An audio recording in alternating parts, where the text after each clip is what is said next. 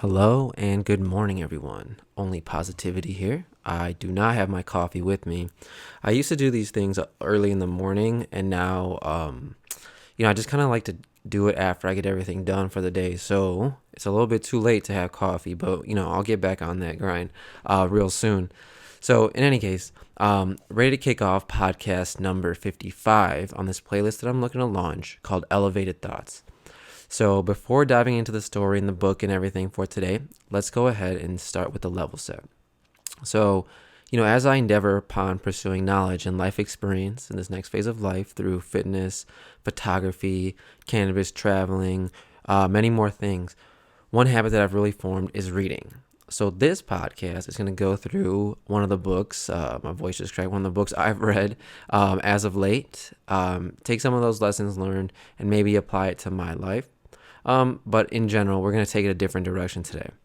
So before doing that, I got me a lime and watermelon sparkling bitch. So let's go ahead and crack that one open. Ooh, that sounds good.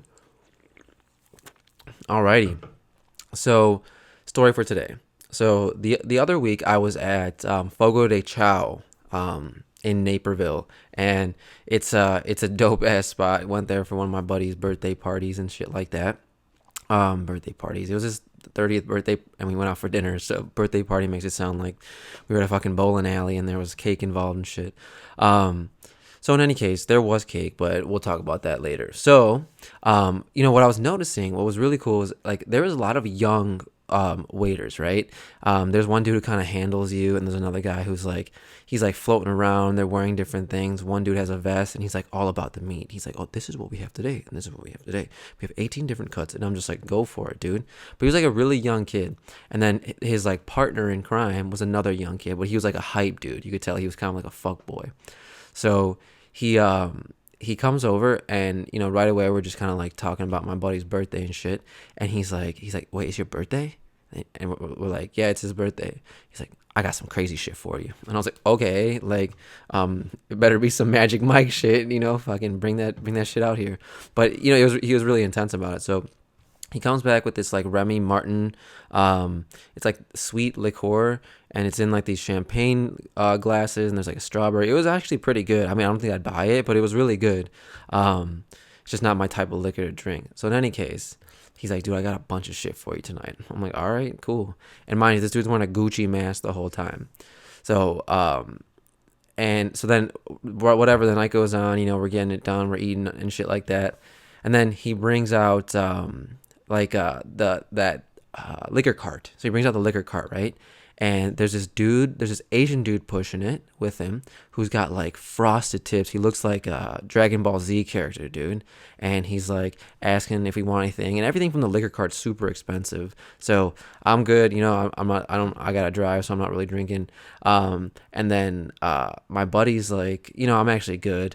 And then the guy right before he leaves, he goes, I could light some shit on fire if you want. And then my buddy goes, oh, wait a second. All right, I'll go ahead and take that.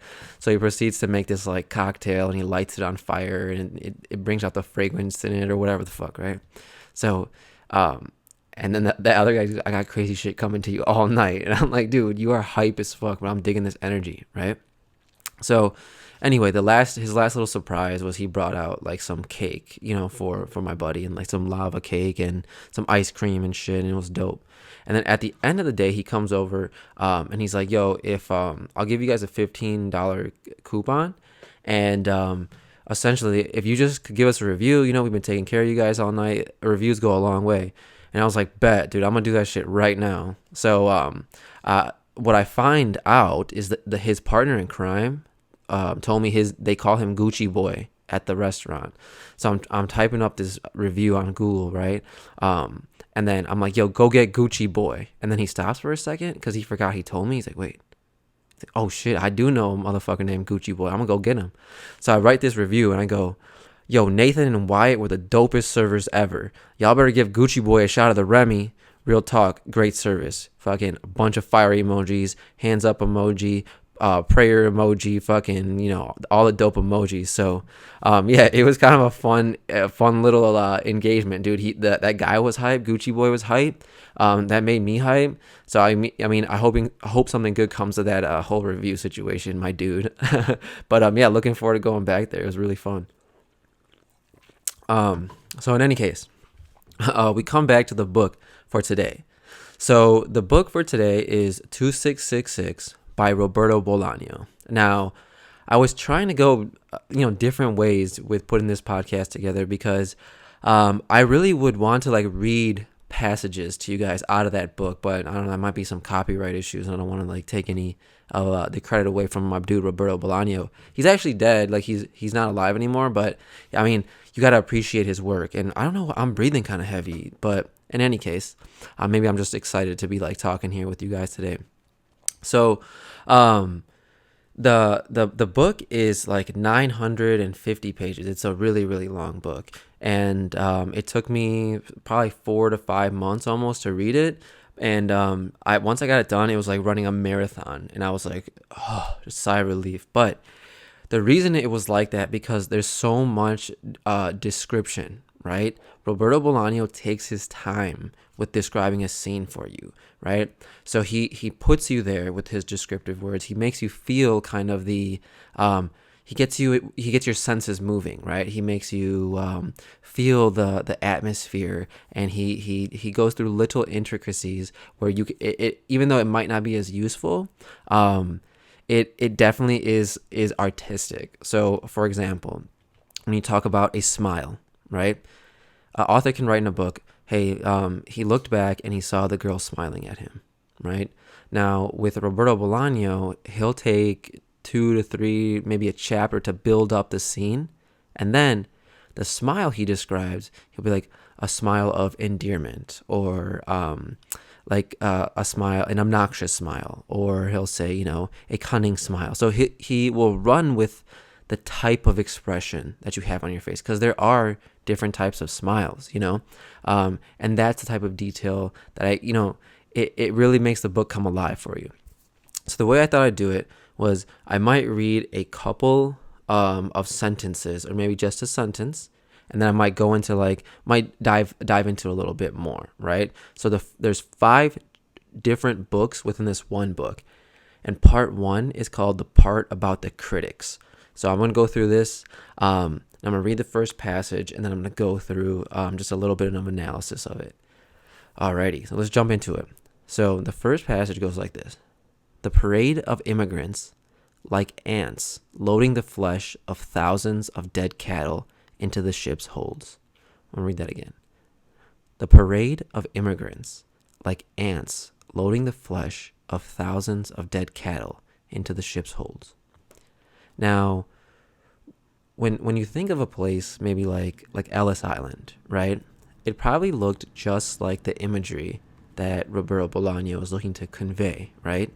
You have a bunch of newcomers with only the things that they can carry on their backs, right? They're coming to America for the first time, and they've left everything behind in their other country or their home country, and they're here with just what they can carry. And when you think about it, right, I haven't seen Ellis Island. I've seen pictures of it when, there were waves of immigrants coming in, but it's probably a little mesmerizing, right? Like, I'm thinking about when I watch Planet Earth, and what they do is they fast forward like all these ants going back to their home and like bringing all these little blades of grass. It makes perfect sense, right? It's almost a 1-for-1 comparison there. And then if we dive into a little bit further, right? He says the parade of immigrants like ants loading flesh of thousands of dead cattle, right? So when you use this dead cattle imagery, it brings some somberness into the mix, right? It brings darkness. He could have used a different example, right? He could have used blades of grass, and that might have given you more like vivid green imagery, right? But he doesn't. He uses this dark, dead type of imagery. Now, like I said, he doesn't use a happy metaphor, and it definitely sprinkles in some melancholy into this whole passage, and it brings this emotional charge out of the reader. And that's why I said, you can tell even when I'm reading this passage, like in terms of my body chemistry and the senses that are firing, right? They're more melancholic than happy. So there's something to be said about him using this type of metaphor as opposed to a happy one. So we'll move on to the next one. Words that to the little gaucho sounded like the moon, like the passage of clouds across the moon, like a slow storm. And then the little gaucho looked up at the lady with eyes of a bird of prey, ready to plunge a knife into her at the navel and slice up to the breast, cutting her wide open, his eyes shining with a strange intensity, like the eyes of a clumsy young butcher. So I'm gonna read that off one more time. Words that to the little gaucho sounded like the moon, like the passage of little clouds across the moon, like a slow storm. And then the little gaucho looked up at the lady with the eyes of a bird of prey, ready to plunge a knife into her at the navel and slice up to the breasts, cutting her wide open, his eyes shining with a strange intensity, like the eyes of a clumsy young butcher. So when he says sounded like the moon, like the passage of clouds across the moon. Now, I don't know if there are actual sounds of clouds moving, right? A lot of us, including myself, often don't stop long enough to even just look up at the sky like that. So it's hard to judge if there's even a sound to this movement. But this reminds me of stillness, the stillness of the night, right? Right now, personally, what I'm thinking about is if I ever have gone to thrown out the garbage in my apartment complex at night, and it's really quiet, it's really dark, and you look up at the clouds, you can almost see them moving, and you can almost get lost in it, right? You can stand there for quite some time, just like kind of taking it all in, thinking about your place in the universe, thinking about how minuscule we all might be, right? And when you stop for a second and you just listen, you can almost hear this like sandpaper type sound like moving over the sky, right? When sandpaper moves on the smooth surface, it's like this ruffling sound, and you can almost hear that as you stand very still. So this is what that quote makes me think of. Now, if we dive a little bit deeper into the second part of it, Roberto Bolano says, the little gaucho looked up at the lady with the eyes of a bird of prey. Now, again, I go back to our planet. I'm thinking about Planet Earth, the documentary with my boy David Attenborough. And I recently just watched another episode over again about these eagles, right? They're all flocking around a dead animal, or when they're eyeing a small animal to kind of go in, right? You can tell that the eagle is going in with a razor precision, but for him or her to go in to that mode, they have a look in their eyes, right? And you can even sense it just by watching it through the screen that they're going to make their move any minute. They're eyeing, and boom, they've made the calculated decision, right? Now, if you think about it, anything that you had to do, right? Let's say you're working out and you have to get a rep out and you have to focus on it to get it right. Or if you're shooting a basketball, right? You have to focus. You have to have this look in your eye of extreme focus. Now, that look is a look of intensity, right? It can be very reassuring to look at, right? If, let's say, for example, going back to like a basketball analogy, if I'm playing basketball with a friend, I know when he's going to kind of have a more disciplined game versus, more lackadaisical game by the look in his eye at times. And that look is endearing, but it can also be very scary at times, right? If someone is coming at you with that type of razor precision, you better be aware, you better be cognizant of it, because it can be dangerous if you let that go, because now someone's directly gunning for you, and that can be applicable in any scenario, right? So now when we come back to that eagle metaphor, they might look small on the screen, right? But an eagle is actually huge. It's majestic. Its wingspan is like 6-7 feet at times. And seeing like a bird with the intensity that it has, go after its prey, has some artistic flair to it, right? Now, if we come back to the quote, he says he's ready to plunge a knife into her at the navel and slice up to the breast. Now, I don't really need to dive too much into that imagery because it's very vivid, right? Just the way he's talking about it, at the navel and slicing up to the breast, right? Thinking about shoving a knife into someone at their belly button and working your way up, like all the mush and the gush and the intestines and the bones you would have to get through to get all the way up to the breastplate. Super, extremely gory, you know? He says his eyes are shining with a strange intensity, like the eyes of a clumsy young butcher, right?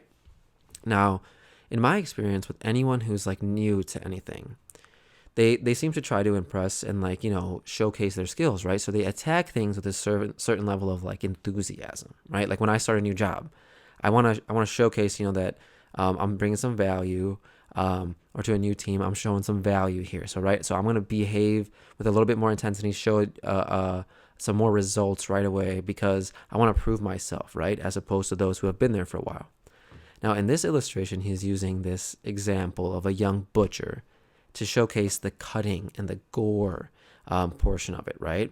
Now, a young butcher who's new, he's probably going to be excited, right? Not like a butcher who's been working there for years and years and years and doesn't really take as much enjoyment in something like cutting, right? Maybe he takes more solace or more reward in pleasing his customers, right? Providing them with a good product.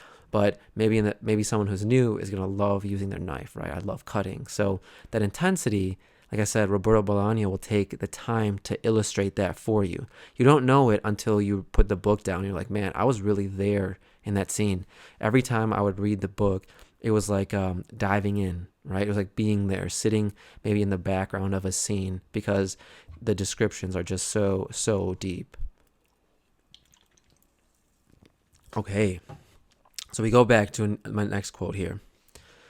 There was something eel-like about Schnell. Something that the fish... let me start over. There was something eel-like about Schnell. Something of the fish that swims in the dark, muddy waters. There was something eel-like about Schnell. Something of the fish that swims in dark, muddy waters. So another great sentence full of imagery here. Now, what I love about Bolano is that he takes his time with this novel, right? He sets up the scenes and he builds it up with all this imagery, right? Now, this detail about Schnell might not be necessary, right? Let's say he goes straight into it, right? He could say, "Dude, Schnell sucks," right, or something like that. But Schnell has this like slithering mystery to him, right? He's eel-like. Maybe this dude is like a creepy, like mysterious, like lanky dude who's scheming all the time. You can tell he's up to something by the look in his face. And what do we know about fish that swim in muddy waters? Fish that are down there, right, where the light doesn't really shine. That sounds weird. Where the light doesn't make it through, right?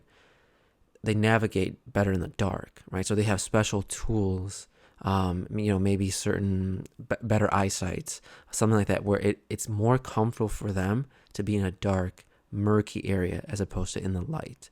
They lurk, right? They might prey on people who wander into uncharted territory before attacking, right? They'll never go out and seek food. They just kind of wait for someone to make a mistake so they can capitalize. So we're diving really deep into this imagery, but that's what it does for me. So we go on to our next quote here.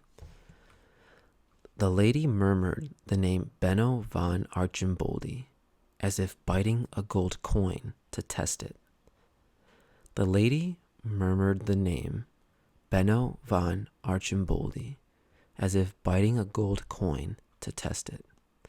So another great piece of imagery, right? So I don't want to give it away if anyone wants to read this book, but the name Benno von Archimboldi in the book is contradictory as a name for many reasons, right? So it confuses people when they hear it. And I don't want to give that reason away because that's kind of the whole book. Now, I'll try to make an example of it. It might be shitty, but if someone from Chicago were to ask me where I lived and I said Chicago, right? So they would be like, huh? Because there's so many different neighborhoods in Chicago, right? So let's say I'm walking down on Roosevelt and I bump into someone. They're like, oh, hey, where do you live? And I say, Chicago. They'd be like, what?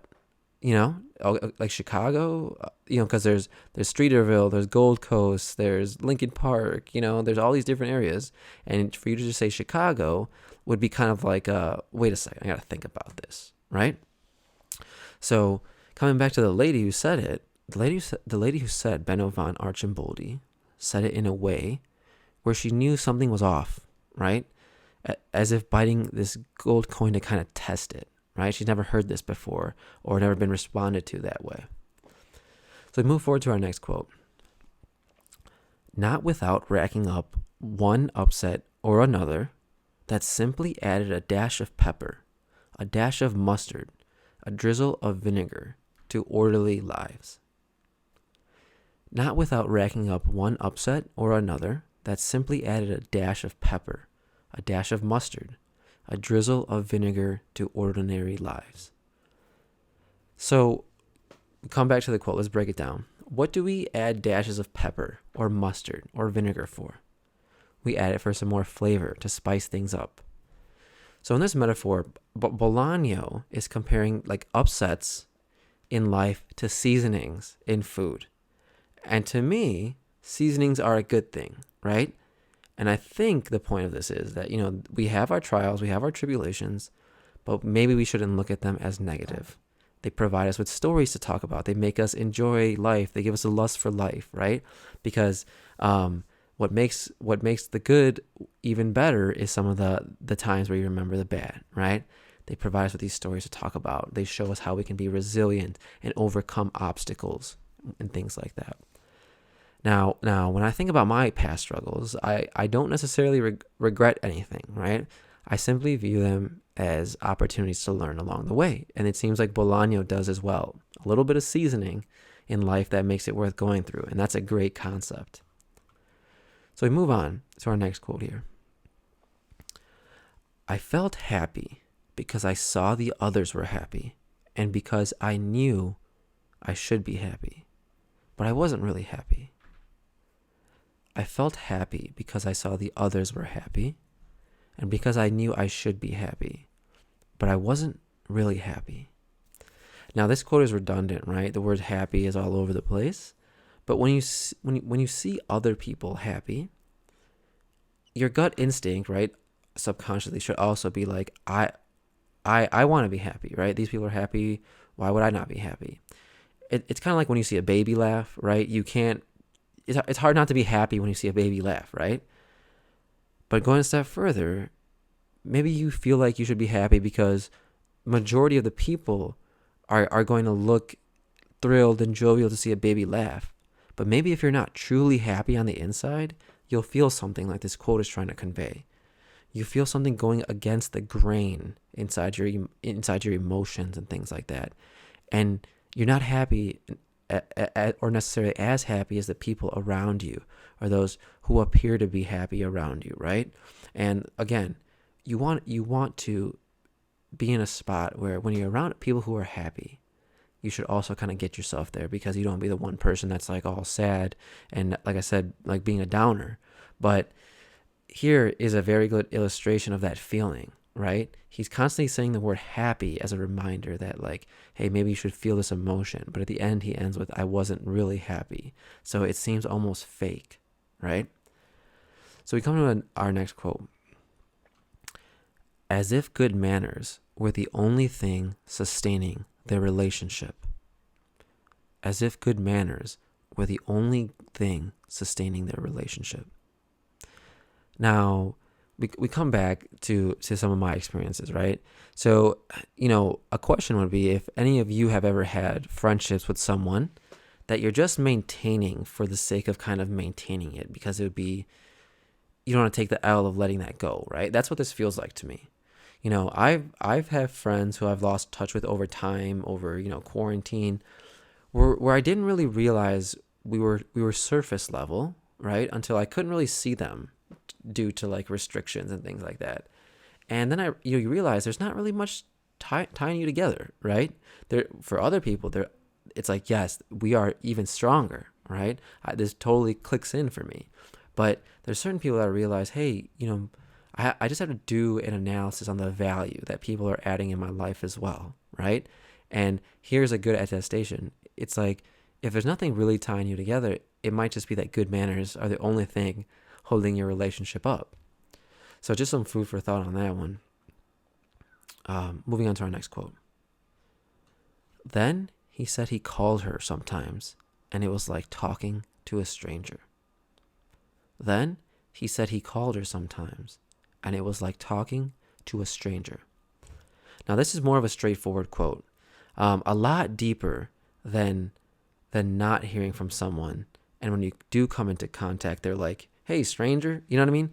Not like that. That's a little bit more witty or corny, comical. For me, this quote, it has resentment behind it, right?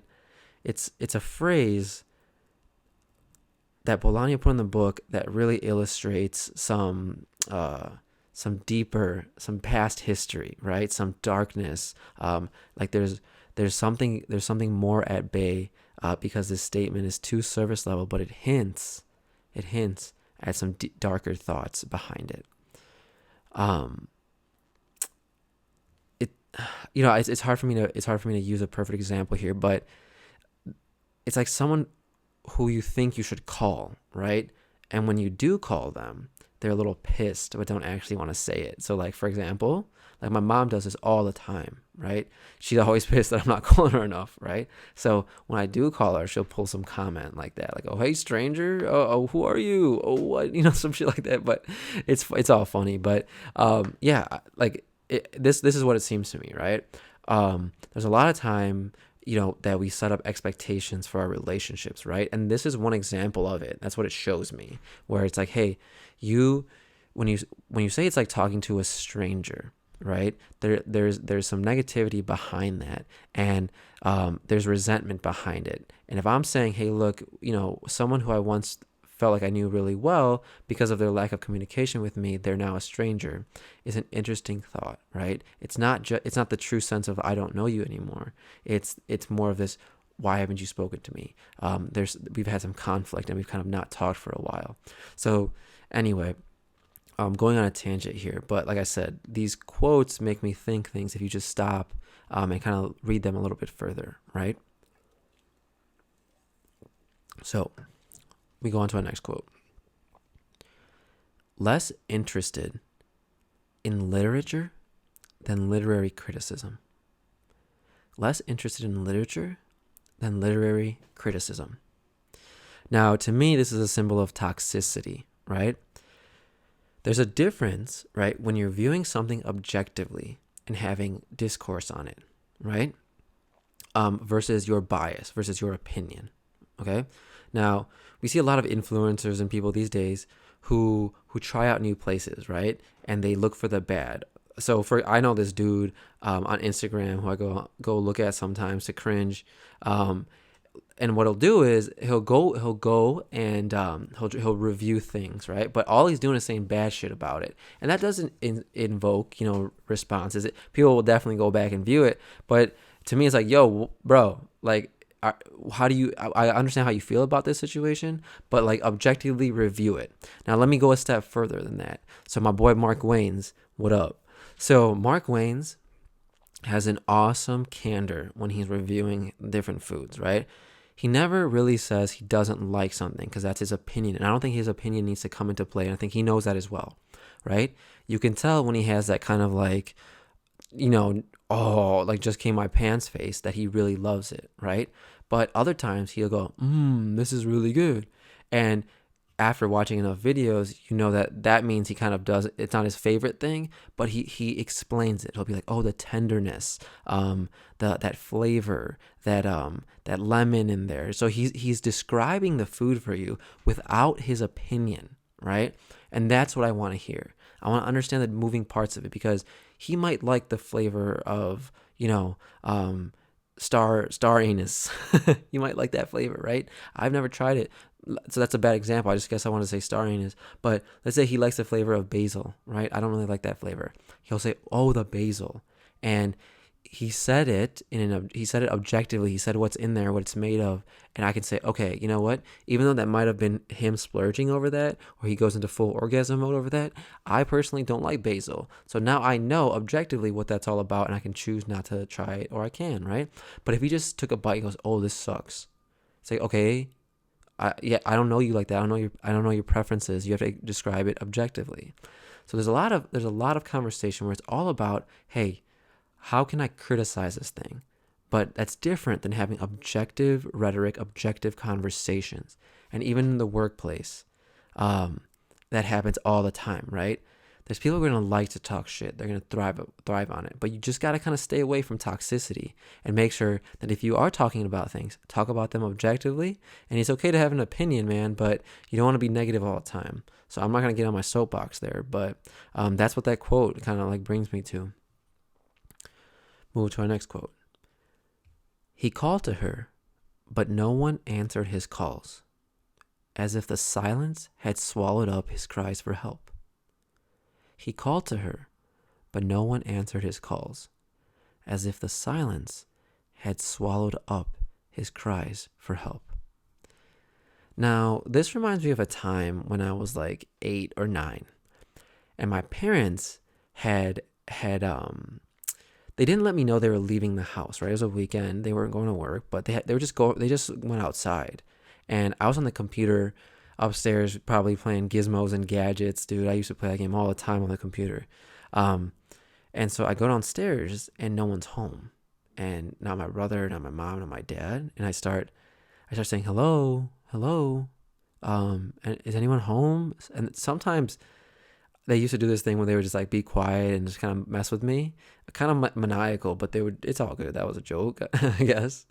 So, I'm like hitting the walls. I'm like, "Hello, is anybody here?" I'm like screaming, dude. I'm like pissed. And I'm like upset. I'm like, I'm very upset about this. And then so I call my neighbors and they came instantly. I still got mad appreciation for that today. And then I peek out the window and, my mom and dad are just talking to my neighbors, right? And so my brother's outside too. And they just didn't tell me because they really didn't go anywhere. But in that moment, right, coming back, I felt swallowed up by the silence, right? I felt like nobody could hear me. And I thought they could hear me screaming, but it felt as if I wasn't screaming because nobody was responding, no one's listening. Coming to our next quote.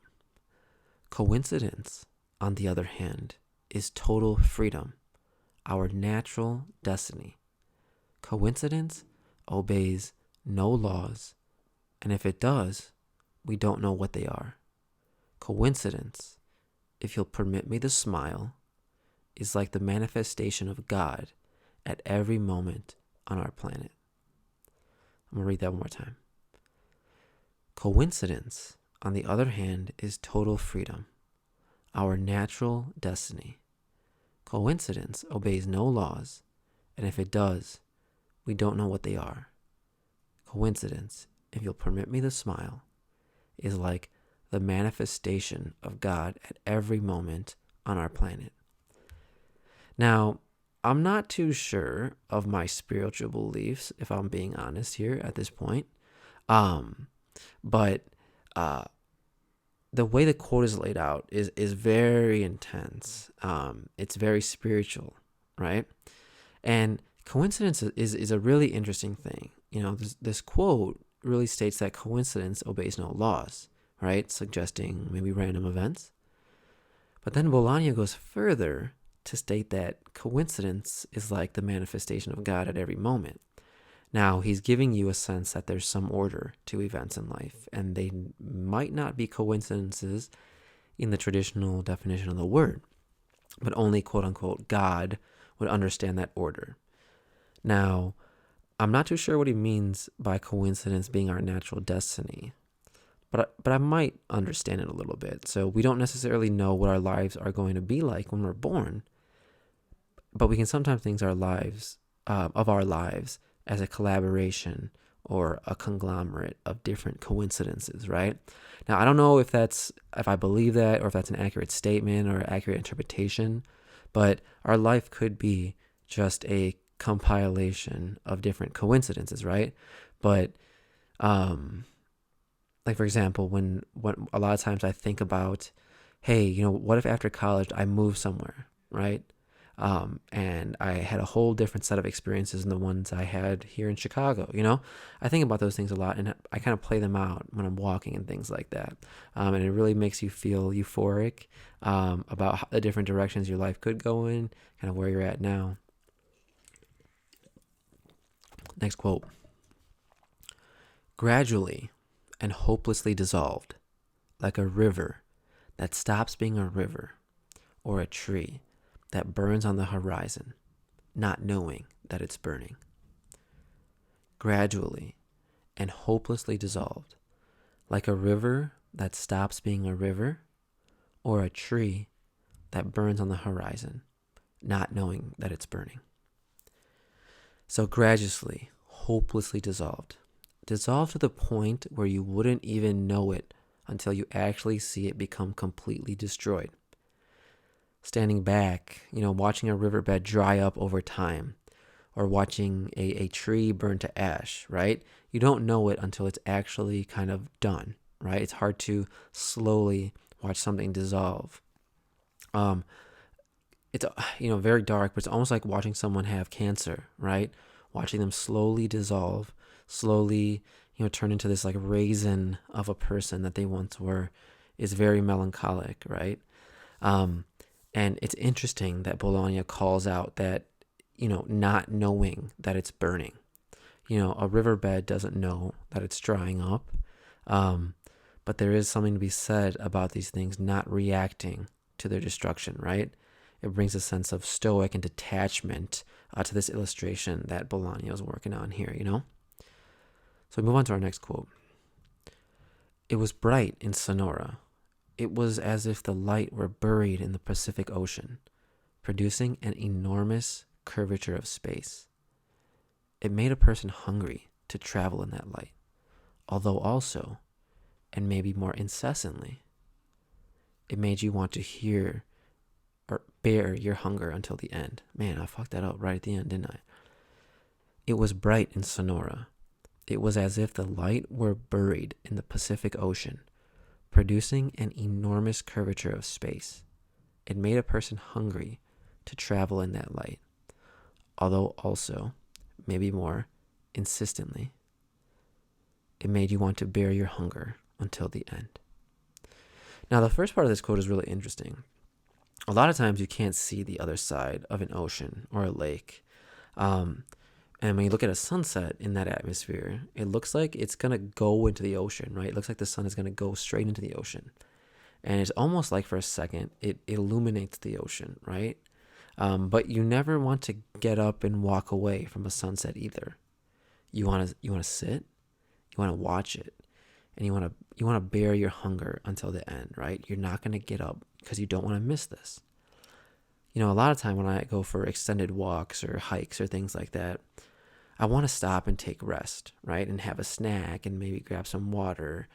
And majority of the times I don't, because, as I walk, I get into this like euphoric state and I start to reflect, and I don't want anything to interrupt that euphoria. So I'll keep walking. I'll keep running with it and running with it and running with it until I can't any longer, right?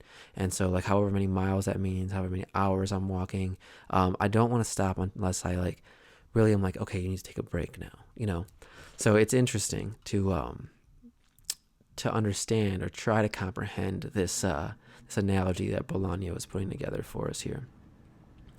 So we move on to our next quote here.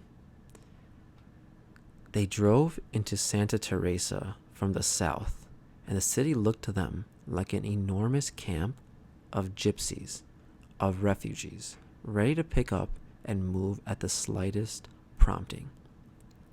They drove into Santa Teresa from the south, and the city looked to them like an enormous camp of gypsies or refugees, ready to pick up and move at the slightest prompting. Now, I'm not sure why I'm thinking of this, but this movie reminds me of 300. You know, when the Spartans, they Michael Fassbender and that one other guy, they go overlook the Persian camp, and there's so many Persians. It's daunting, right? And the quote provides some great perspective and imagery, right? It's saying it looks like a camp of gypsies or refugees, right? It lets you know that it's not an affluent area. There's a lot of scattered housing. There's no order to it. When you go to an affluent neighborhood, right? Let's say Naperville, Illinois. Nobody looks like they're ready to pick up and move at any time, right? There's establishments there. There's houses. There's lawns that are taken care of, right? There's shutters on the windows, mailboxes, cars in the driveway. This was not the case as they were approaching Santa Teresa, right? To me, it seems like a conglomerate of favelas, like in like a Narcos, episode. Move on to our next quote here. And then the woman smiled at her again, and her face became anxious, then blank, then nervous, then resigned, and all the expressions of madness passed over, and after each, she always smiled. And then the woman smiled at her again, and her face became anxious, then blank, then nervous, then resigned, and all the expressions of madness passed over it, and after each, she always smiled. Now, this is a crazy bitch, right? Like, this shit is all over the place. That would scare me just thinking about it. Now, if you think of all the different adjectives he put together here, he's trying to provide you with this image of a woman's changing facial expressions, obviously. Now, this lady went through a wide array of emotions, right? Now, she didn't just go through this wide array of emotions, right? Anxious, blank, nervous, resigned. After completing one and before going to the next emotion, she smiled. There's something to be said about that, right? No matter what she experienced, she came back to that smile. So there's some craziness to that. There's something endearing about that. But which one do I feel? Do I feel both, right? She would ration through all of her thoughts, right? I'm thinking about her just like processing every thought, and she just let out a smile, which seems scary and crazy to me at the same time. Going to our next quote here. The sky was a blanket on top of a blanket, with another blanket on top of that, even thicker and wetter. The window glass was so clean that the glass, with the raindrops sliding over it, was like pure crystal. The sky was a blanket on top of a blanket, with another blanket on top of that, even thicker and wetter. The window glass was so clean that the glass, with the raindrops sliding over it, was like pure crystal. Now, this puts me in a foggy, rainy day where you can't see the sky, but you almost want to be outside and experience the mist, right? It's not too rainy. Like I said, it's moist, it's humid. It might be misting a little bit. He goes forward to say that there's not just one blanket, but another one.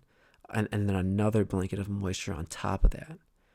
If I don't want to be outside, I want to sit by the window with a book and a glass of coffee and just watch these raindrops he's talking about fall down the window and just think and ponder. The way he describes how clean the window is. It puts me right there overlooking it. So some more great imagery there. We go to our next quote. On his left wrist, his watch strap was too loose, though not so loose that the watch would fall off. On his left wrist, his watch strap was too loose, though not so loose that the watch would fall off. Now, a simple quote, a simple detail, right? But for some reason, Bolano takes the time to describe how tight this guy's watch is on his wrist. Now, we've all seen it, right? And I myself feel like I have a small wrist. And I wear this bracelet on my hand, and it slides up and down, right? It's part of my personality. It's part of my presence. When I put my hands on the table, you can hear it clang. I sometimes have to adjust. I have to slide it up and down. Now, there's something to be said about that type of imagery, right? You it makes him come to life. It makes the character come to life a little bit further, right? So I'm all about this, right? Because I can understand where he's coming from. It makes it more relatable to me. So we move on to our next quote.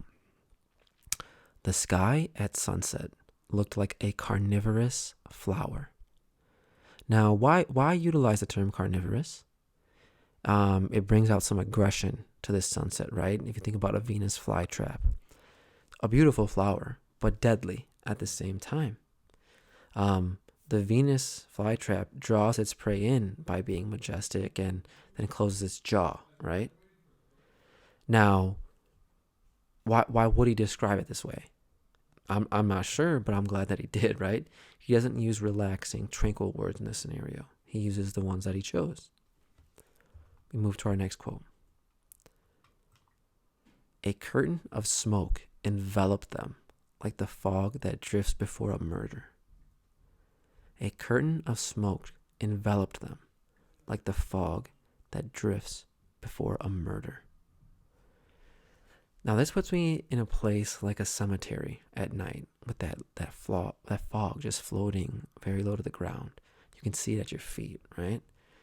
And it brings this like eeriness of murder, that this fog surrounded them. But again, he uses murder instead of something less daunting, right? And I think he does this to set the tone for the rest of the scene. Now, that's all I got for today, right? I love diving into these quotes. I love the way my mind wanders as we go deeper into these descriptions and things like that. But feel free to leave me any feedback. I hope you guys are enjoying the podcast. And remember, only positivity. Thanks, guys.